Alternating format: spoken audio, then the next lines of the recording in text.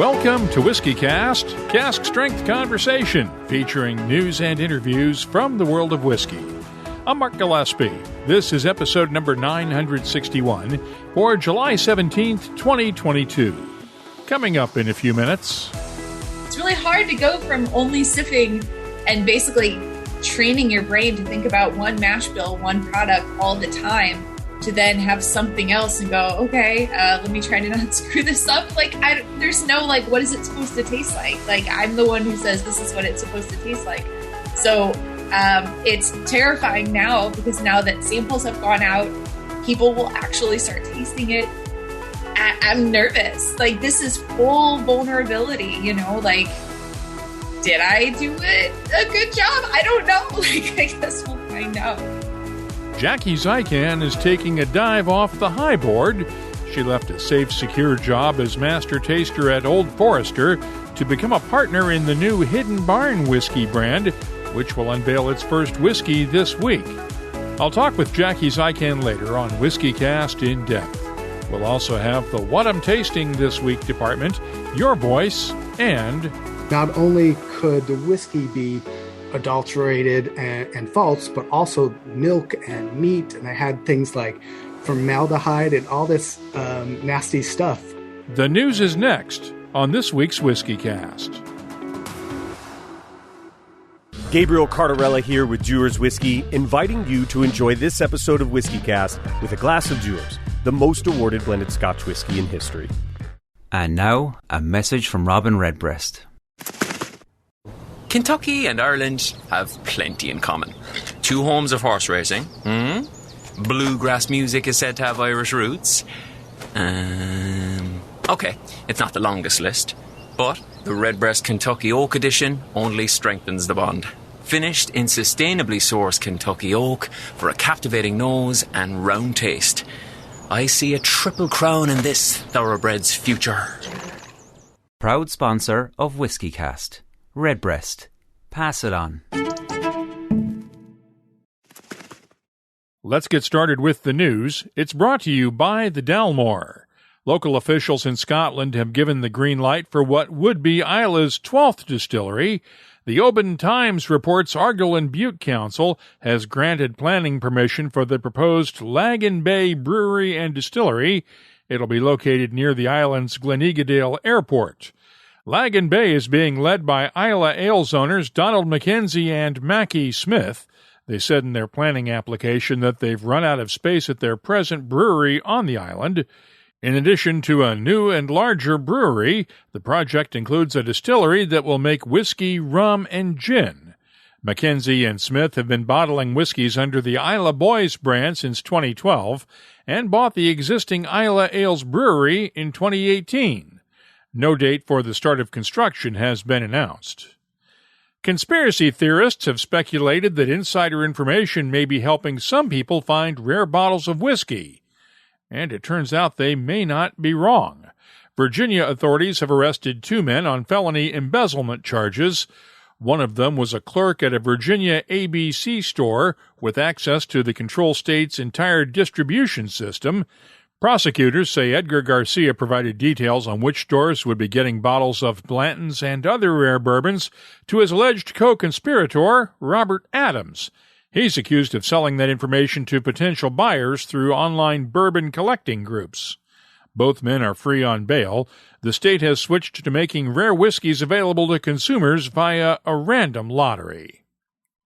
Here's an update now on a story we first reported on last December when the Texas State Securities Board issued a cease and desist order to the Whiskey and Wealth Club Limited, demanding that the Ireland-based cask investment scheme stop operating in Texas. At the time, we reported that the club would be working with state regulators to explain their business model, and that is apparently the case, though the two sides still have some disagreements. While the Texas Board has dismissed its original cease and desist order, Texas Securities Commissioner Travis Iles disagrees with the club's public comments that it, quote, retracted false allegations. He also says the club agreed to change its marketing materials to remove specific claims on minimum investment returns or the future value of purchased casks. In other news, Scotland's Lockleigh distillery is releasing its first core range single malt. Our barley comes from, as you might expect from the name, barley grown on the Lockleigh farm. It's the first release created by John Campbell since he joined Lockleigh last November and uses a combination of first fill ex-bourbon barrels, Oloroso sherry casks, and wine barriques that have been shaved, toasted, and recharred in the Jim Swan style. It'll retail for £45 a bottle in the UK and limited export markets. England's Oxford Artisan Distillery is out with Easy Rider, emphasis on the rye in Rider. Once again, as you might guess from the name, it is a rye whiskey, the seventh for the distillery. It's matured in a combination of American oak and Portuguese Moscatel casks and is priced at £55 a bottle. John Dewar & Sons is relaunching the Royal Brackla Distillery's single malts with a new range of 12, 18, and 21-year-old whiskies. Master blender Stephanie McLeod used a variety of sherry casks to bring out the character in each one, and she raised the bottling strength for all three whiskies to 46% ABV. That's up from the previous range's 40% strength. The 12-year-old will carry a recommended retail price in the U.S. of $79.99, the 18-year-old $299.99, and the 21-year-old a price of $599.99 a bottle. There's also a new cask collection debut release from Craigellachie. It's a 13-year-old Armagnac cask finish. No word yet on pricing. Finally, with British Prime Minister Boris Johnson announcing his plans to step down following a series of scandals, the folks at Cask Share have come up with a whiskey inspired by Johnson's legacy. The online retailer plans to release The Big Lie on the day Johnson leaves office.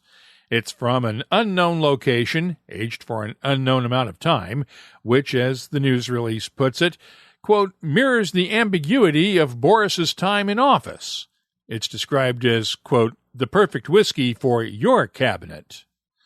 You can keep up with the latest whiskey news all week long at whiskycast.com and on our social media timelines. The news is brought to you by the Dalmore. Hello, Richard Patterson here, Master Distiller, Master Blender for the Dalmore. You know, whenever the team and I are in the world sharing our exceptional single malt, we like to keep in touch with Mark Gillespie and the latest news from WhiskyCast.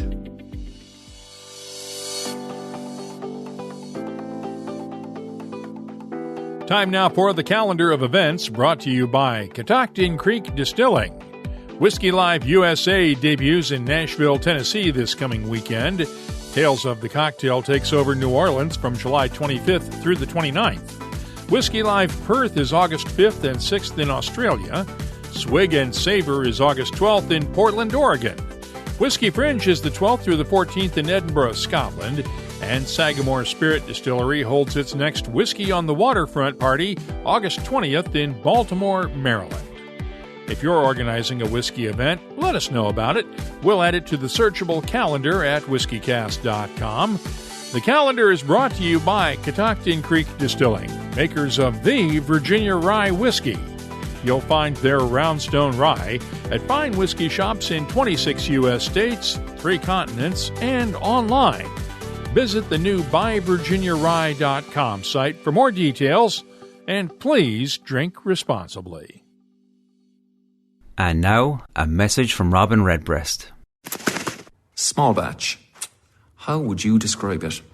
It's like an Irishman's understanding of baseball. Extremely limited. Proud sponsor of WhiskyCast. Redbreast. Pass it on.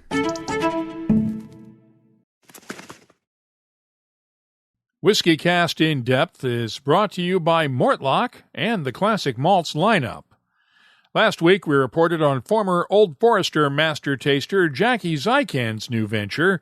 She's teaming up with Neely Family Distilleries' Royce Neely, Matt Dankner, and Nate Winiger to launch the Hidden Barn whiskey brand. Their first release hits the market this week, and Jackie shared some of the details with me when we spent some time on a Zoom call this week. Why leave Old Forester to start your own bourbon brand? I mean, I recognize that from the outside, it might seem like an interesting decision to make. It's certainly a risky one. Anytime that you give up a secure, good, stable job and go and do something that, is yet to be proven to be a success, it's risky. But I felt confident that I had reached a point in my career with my experience and just what I ultimately want to do and where I ultimately want to go, that this was the right choice. It was a hard one. It's terrifying. Trust me. Like every day I'm like, what have I done? But here we are. It'll work out. How did all this come about? So I had been really trying to figure out what my next steps were development-wise and career-wise since pre-COVID. And COVID kind of like shut everything down with movement on that, because all of a sudden from the alcohol industry, we had an entirely different landscape to deal with. And especially with Old Forester being such a heavy on-premise brand and that side of the industry really struggling, all focus shifted to just how do we survive this? And that's fine and that's important and all. But also at the end of the day, I'm just wired as the kind of person that I need it's counterintuitive, I think, but like, bear with me for a second. I am a free-spirited person that needs some space to breathe, but I also, in order to feel like I'm actually getting anything done, I need a little bit of structure. I need a checklist. I need okay, I'm going to work and do this, and then this is the step I'll get to, and then I'll do this, and then I'll do that. I can't just hamster wheel it and hope that, eventually something falls from the sky for me. So I don't know. I think that the path at Brown-Forman was going to lead to a place that I didn't necessarily ever sit comfortably with. And I just kind of started exploring what other options there were out there. And it did not make sense for me to go from apples to apples, right? I love Old Forester and I love Brown-Forman. I couldn't have just left and gone to another large supplier and done a similar role. It would be nonsensical. Like, why not just stay where I was? This opportunity gives me definitely a very, very in-depth learning experience at entrepreneurship. So that's good, but it's scary, but there's also so much freedom in it. And that's kind of what I wanted. How did you create the first Hidden Barn release? So I was kind of given free rein to whatever mature inventory there was out at Neely for this first series. And I sat down with it, and it's more labor intensive as far as creating structure when you've got a smaller batch. This is a very small batch size on this product as compared to what I was doing prior. But in doing so, you have to be more methodical, and you have to understand that every barrel in that batch is going to voice itself. The larger the batch size, the more you can kind of hide, nuances, if you will. So I took what I had and just kind of pieced it together in a small batch, and then kept adding to it and plugging in where in the palate's journey it needed a little bit more flex. It was interesting. It's really hard to go from only sipping and basically training your brain to think about one mash bill, one product all the time, to then have something else and go, okay, let me try to not screw this up. Like, there's no, like, what is it supposed to taste like? Like, I'm the one who says this is what it's supposed to taste like. So it's terrifying now, because now that samples have gone out, people will actually start tasting it. I'm nervous. Like, this is full vulnerability, like, did I do it a good job? I don't know. Like, I guess we'll find out. I have not tasted it yet, so I can't tell you that, but fingers crossed. It seems like there's a lot of pressure here. Mm-hmm. I think so. I think I always put a lot of pressure on myself. I am my biggest critic all the time, no matter what. And yeah, there's a lot of pressure because there's a lot of eyes on it, for sure. I mean, it's gotten a lot of attention in the whiskey community, this shift anyways. And yeah, this is all I have, right? Like I'm a free independent consultant now, so I can do whatever I want and fill in the blanks income wise, however I need to. But as far as this brand goes, That's one thing that if I left Brown-Forman with nothing else, I got a really great marketing education, and brand growth really is dependent on nurturing it. And it's like a little baby, and the more time and energy and money you can give to it, the more it's going to grow.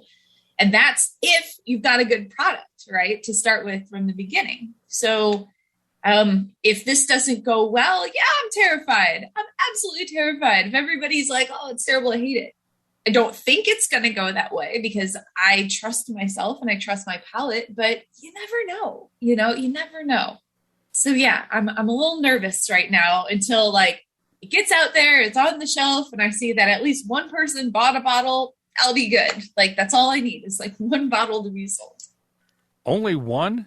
At least, I guess. I don't know. Like, in that moment, I'll be like, okay, now I can relax, and now let's focus on the next batch and focus on the next one and the next one and the next one. So, I'm terrified, but that's okay. Like, I'll get over it. I hope. It's got to be nerve-wracking to leave the safety of a large corporate environment with benefits and all that for an entrepreneurial gig. What prompted you to work with these guys, with Royce and with Nate and Matt? So I had a friendship with Nate for many years. We met long, long ago at the Breckenridge Bacon and Bourbon Festival, Hog Fest, I think is what they call it. And from the get-go, they were just different out there as a whiskey club, especially. They had a very strict code of conduct. They were all about just sharing pours with each other. They weren't about flipping bottles or, any of that. And they really are very well known in the whiskey world as being like reliable, respectable, honest, good people. And so if you're going to work on a very small team, it helps when you all get along and have that foundation and respect each other. And we all bring something very different. Royce, I actually had not met until this project kind of came to be. And I am so blown away. And it makes me wonder what else I am unaware of out there in the whiskey world, because he is incredibly talented. He's got an amazing operation and he's going to go so far. But this group together, we all think similarly. We all approach things the same way. We all share palate similarities too. So that really helps when everybody wants to be really proud of the product that we're putting out. You mentioned that this has gotten a lot of attention within the whiskey community. Are you surprised by all the attention since you announced that you were leaving Old Forester a couple of weeks ago? Yeah, I actually am. Every now and then we would put out a new release at Old Fo, and it would be like, oh, okay, like so-and-so picked it up, or so-and-so. It's all the usual suspects that talk about it. The social media, like, chaos that's been going on ever since I announced that I was leaving was very surprising. I knew that people, like, saw the stuff I put on the internet, but I didn't know anyone actually cared. And even more surprising, as I said before, I'll say it again a million times over, like, I am my biggest critic.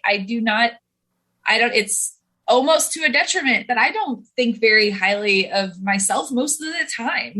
I don't know if it's like this fear of coming across as egotistical. So I like force myself like to completely swing the pendulum the other direction into humility. I don't know, but self-deprecation has always been my number one motivator in anything I do. So that being said, I didn't expect all of this feedback about it to be as positive as it has been and as supportive as it has been.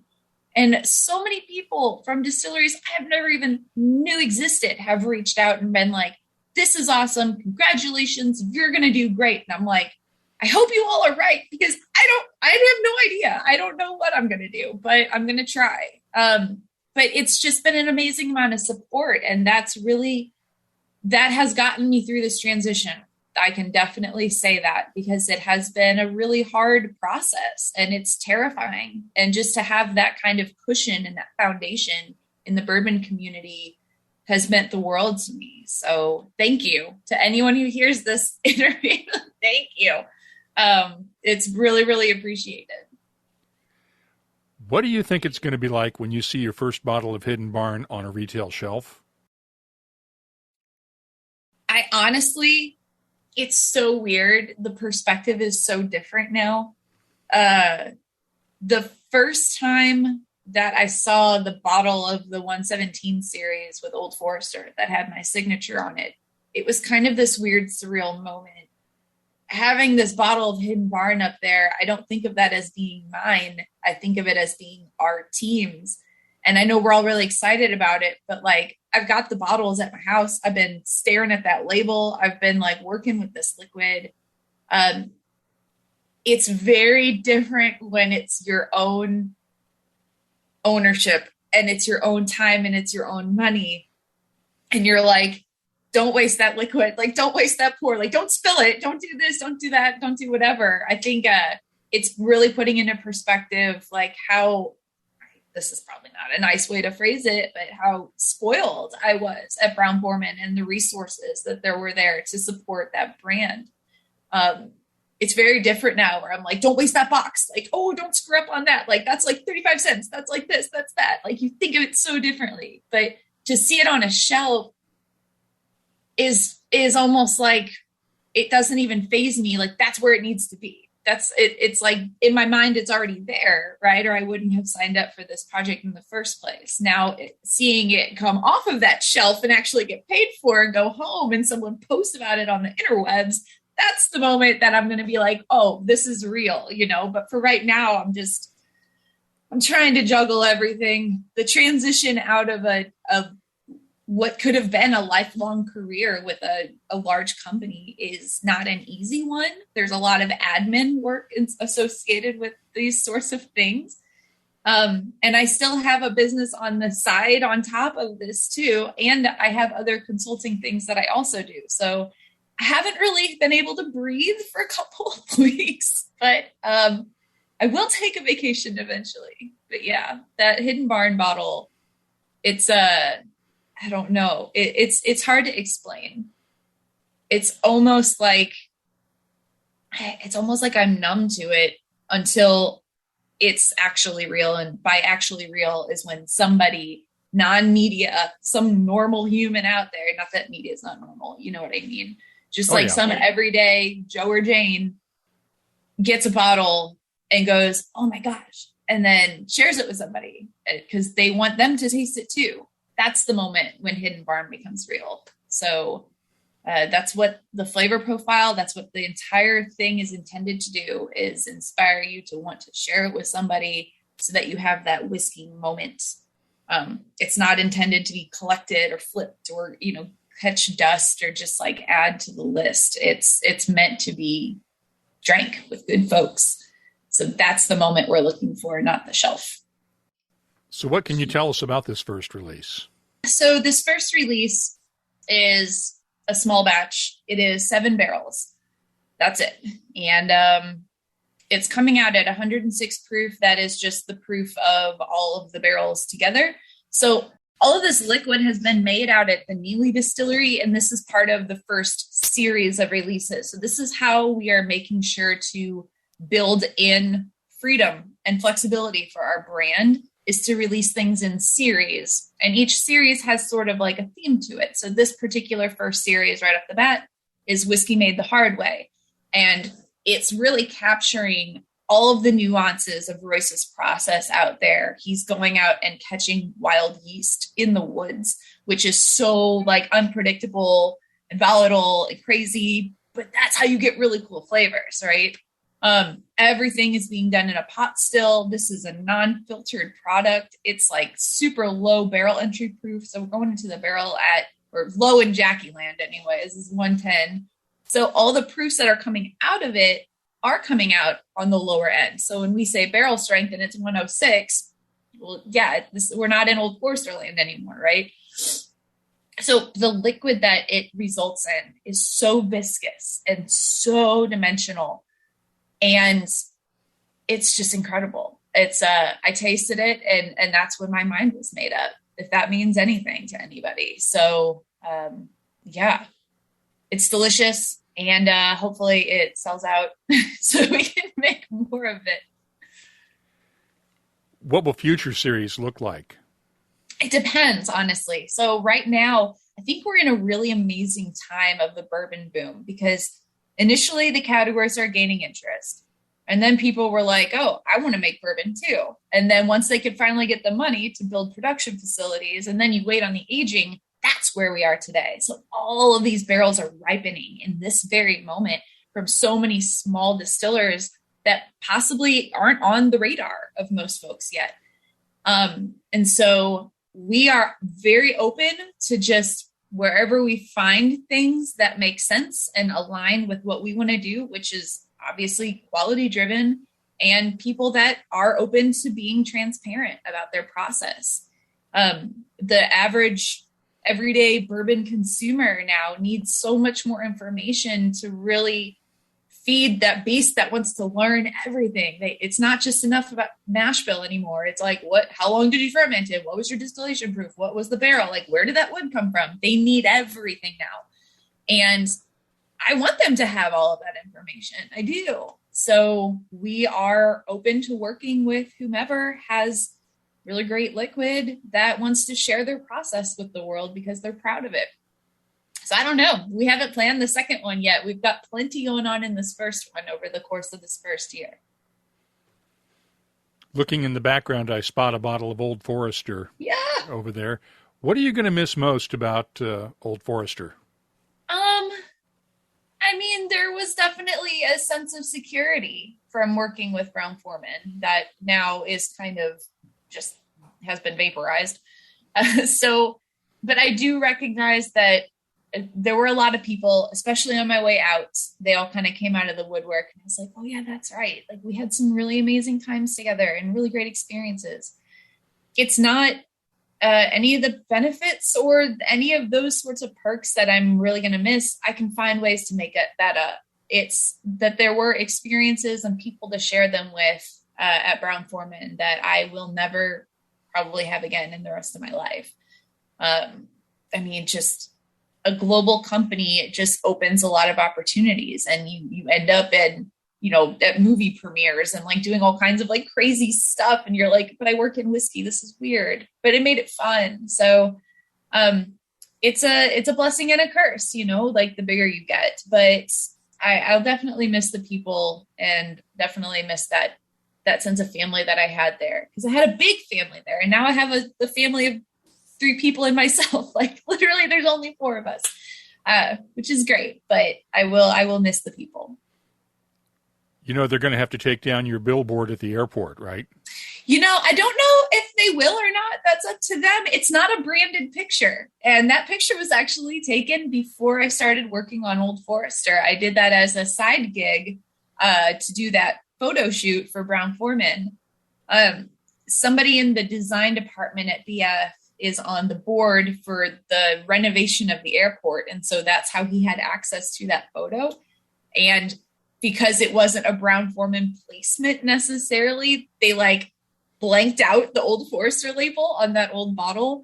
So I don't know. I mean, it might be there, it might not. If they decide to take it down, they decide to take it down. But I don't think anybody has ever hired me for a job because my picture was in the airport. It's more so been because I actually like do a good job. So I don't know. Everything has a start and an end. It all does. And when you clear out stuff from the last chapter, you make room for the next. So I know there are changes coming. I know our new brand manager called me on my last week and was like, I pulled the short straw and I have to be the one to tell you your name is being removed from the birthday bourbon hang tag. And I was like, huh? And she's like, I'm so sorry. I'm like, why are you so, I won't be there. And she's like, but you were, I was like, it doesn't matter. Like I've already accepted these things are gonna happen. This is a choice that I willingly made. So I appreciate that you're sensitive to that. But at the same time, like, I get it. So, yeah.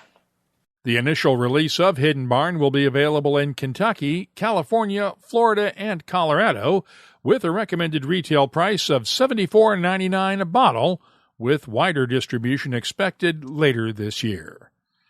That's WhiskyCast In-Depth, brought to you by Mortlock, whiskey's best-kept secret. Hidden away for decades in some of the world's most famous Scotch whiskies comes a single malt inspired by an original for a fortunate few. Discover the entire Mortlock lineup at malts.com. The What I'm Tasting This Week department is brought to you by Sagamore Spirit, and we'll begin with the Hidden Barn Bourbon Batch 001. It's bottled at 53% ABV. The nose has notes of cherry wood, cola, vanilla, oak, and subtle spices. The taste is thick with a touch of cherry cola, black pepper, honey, butterscotch, and vanilla. And the finish is long and spicy with a nice underlying sweetness. I'm scoring the debut of Hidden Barn Bourbon a 91. Let's look at another bourbon now, the Ghost Hill Texas Bourbon from Treaty Oak Distilling. It's a wheated bourbon made with Texas-grown corn and wheat, along with a touch of imported barley, and bottled at 47.5% ABV. The nose has touches of caramel apples, honey, vanilla, and subtle spices. The taste is thick and oily with black pepper, a hint of mesquite, cocoa beans, and honey. The finish, long with lingering spices. I'm scoring Treaty Oak's Ghost Hill Bourbon an 89. I'll have more tasting notes in just a minute, but first, our tasting notes are brought to you by Sagamore Spirit Rye Whiskey, a 100-time award-winning Maryland-style rye. With a determined focus to create the best rye whiskey imaginable, Sagamore Spirit's team of distillers crafts each spirit with a nod to both tradition and innovation. You can find their signature double oak, cask strength, or reserve series of ryes, as well as their line of premium rye whiskey canned cocktails at a retailer near you. Just visit sagamorespirit.com/find-rye.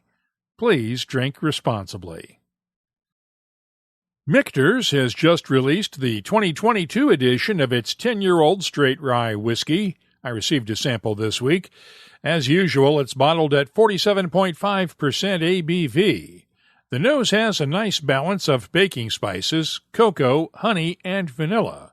The taste has notes of black cherries, clove, cinnamon candies, honey, and oak tannins, while the finish is long and spicy with a touch of oak. I'm scoring the Michter's 10-year-old rye 2022 release a 92. And finally, let's look at another Kentucky rye, the Wise Men Rye from Kentucky Owl. It comes from an undisclosed distillery and is bottled at 50.4% ABV. The nose has touches of clove, black pepper, linseed oil, and subtle hints of lemon and honey. The taste has baking spices complemented by touches of tobacco, leather, linseed oil, and a hint of lemon. The finish long and spicy with a touch of citrusy tartness. I'm scoring the Wise Man Rye a 91.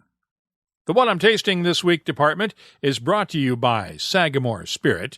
I'll be adding these whiskeys to our searchable list of more than 3,300 different whiskeys from all over the world. You can search by a whiskey's name, country, style, or even the score I gave it. Check it out this week at whiskycast.com. Dewar's master blender Stephanie McLeod's innate curiosity, combined with her passion for whiskey maturation, cask finishing, and blending, has created some truly incredible expressions for Dewar's Scotch whiskey. It's also earned her 4 consecutive Master Blender of the Year titles at the International Whiskey Competition, making her the first person to achieve such an accolade. Her innovative spirit is the inspiration behind the ultra-premium Dewar's Double 32 Year, the highest-rated blended Scotch whiskey in the world with a score of 94.4. So whether you consider yourself a whiskey connoisseur or just want to find an exciting new whiskey experience, consider one of Stephanie's other masterful expressions, including Dewar's 15-year, Double 21-year, or Dewar's 8-year Mizunara cask finish, and discover just how rewarding curiosity can be. Enjoy responsibly. Let's open up the inbox now for Your Voice, presented by Scarabus Islay Single Malt Scotch Whiskey. Got this email this weekend from Greg Miller. Hi, Mark. Ever break a Glencairn on a pile rug, in a hot tub, in a pool? These are places where broken glass is a disaster. For wine, there are decent polycarbonate alternatives. I think we, the WhiskyCast community, need polycarbonate Glencairns for these special occasions. I'm hoping you'll lead the charge. Many thanks for my favorite podcast, Greg. It's an interesting idea, and I gotta admit it's one I have wondered about before when I wanted to have a dram in a hotel hot tub. I'll pass it on to the folks at Glencairn Crystal, but I'm not sure they're going to go for it. I would be very surprised, though, if there aren't polycarbonate knockoff versions available somewhere on the internet. Thanks for your email, Greg. Heard from Watchman 999 in Calgary this week, following our most recent Happy Hour live webcast a couple of weeks ago with the Ask Mark Anything Q&A session. He posted this on our YouTube page. Mark, I'm late to the game here, but I thoroughly enjoyed the Q&A format. I fully support your Airstream Jaunt Across America tour idea, and I would contribute to a crowdfunding campaign if you start one up. But you have to take a detour into Alberta and visit Alberta distillers while you're here, and let me take you around to a few other fanciful whiskey havens in the area. #just do it. Have a great summer, and I look forward to whatever format and content you put together in the future. Okay, I've got to explain. Someone asked during the Q&A about my bucket list, and I mentioned that I have always wanted to take an Airstream RV, one of those Sprinter vans, on tour and stop at distilleries across the country. I am not going to start a crowdfunding campaign to make this happen, but if anyone has connections at Airstream or another RV maker, let me know. Second, I appreciate the offer to visit Calgary. I'd certainly make it one of the stops on my tour. I've been there several times in the past and love it there. And I have been to Alberta Distillers several years ago. It's always worth another visit, though. By the way, our Happy Hour live webcasts will return in September. I am still trying to decide whether to shake up the format for the webcasts, and we're open to your suggestions, as always. If there's anything else you'd like to share with whiskey lovers around the world, you can always get in touch with us on social media. Look for WhiskyCast on Twitter, Instagram, and Facebook. You can also email us. The address is comments@whiskycast.com. Your Voice is presented by Scarabus, the Islay single malt from Hunter Lang & Company that celebrates all of Isla's natural gifts in one bottle. Only those who seek shall find Scarabus. Start your search at hunterlang.com. Let's close out the show now with Behind the Label, our look at the history, science, and people who make whiskey unique. It's brought to you by Writer's Tears. We've talked a lot about the Bottled in Bond Act of 1897, which is widely considered to be the first consumer protection law in the United States and one of the first in the world. That law established standards for bottled and bond whiskeys to ensure that consumers were getting a quality product produced under government supervision. But it had a loophole. As longtime spirits writer Camper English explains, it took the 1906 Pure Food and Drug Act and a 1909 regulatory move by President William Taft to clean up what had been the Wild West of whiskey. Before this act, other countries around the world had passed some safe food regulations, but the United States was more celebrating industry rather than safety. And so not only could the whiskey be adulterated and false, but also milk and meat. And I had things like formaldehyde and all this nasty stuff in food. And the Pure Food and Drug Act was really passed as a false advertising law. It was basically said, if you're putting formaldehyde in your meat, you have to declare it.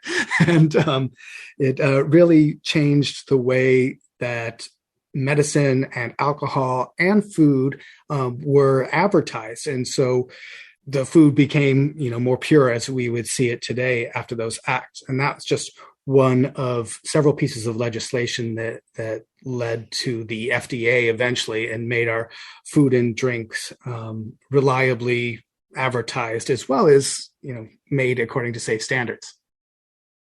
Since that act did not define what whiskey is and what it isn't, President Taft took executive action to do just that in 1909, including the first legal recognition of bourbon and rye whiskeys. In fact, much of what Taft ruled on back then is still part of the U.S. regulatory scheme to this day. Camper English explains this in his new book, Doctors and Distillers, which covers the histories of alcohol and medicine and how they have often been intertwined. We'll hear more from Camper English next time around. In the meantime, if you have something you'd like us to look at on an upcoming episode, just use the contact form at whiskycast.com to get in touch with us. Behind the Label is brought to you by Writer's Tears. Writer's Tears Copperpot, an 18th century style of premium Irish whiskey, blended from single pot still and single malt. Like yourself, it's one of life's treasured rarities, and what's rare is wonderful. Writer's Tears Copperpot. That's all for this edition of WhiskyCast. You'll find links for the stories in this episode in our show notes at whiskycast.com. That's also where you'll find the latest whiskey news, my tasting notes, the calendar of events, cocktail recipes, the whiskey photo of the week, and, of course, a complete archive of all of our past episodes. It goes all the way back to 2005. Get in touch with us on Twitter, Instagram, and Facebook at WhiskyCast. The email address, comments at whiskycast.com. And now, a message from Robin Redbreast. Ever go out drinking with a peacock? Always the same. Few too many, tail feathers come out, drinks get knocked over, bartender's not happy, night's over before it started. All I'm saying is, don't be the peacock in your group. Proud sponsor of WhiskyCast. Redbreast. Pass it on. Well, folks, we're nearing the end of another great episode of WhiskyCast, which means you're probably craving some whiskey. Head on over to Dewar's.com or your local retailer to discover what makes Dewar's the most awarded blended Scotch whiskey in the world. WhiskyCast is a production of Cask Strength Media, copyright 2022, and comes to you from the charming, yet regrettably dry town of Haddonfield, New Jersey. I'm Mark Gillespie, reminding you that when you drink, please drink responsibly. Thanks for listening.